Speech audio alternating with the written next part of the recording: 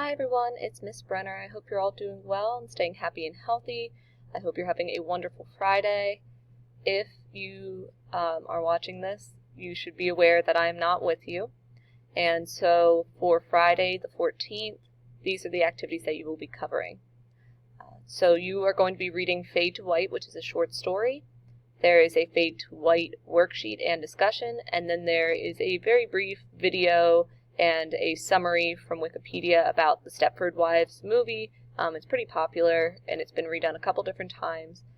It's been alluded to in a lot of different forms of literature and movies, but Stepford Wives is going to be the comedy version of Dystopia. That is going to be linked in a separate folder. You're going to complete all these assignments, and then when you're done, complete any missing assignments. So if we look on our Schoology page, I moved the screen.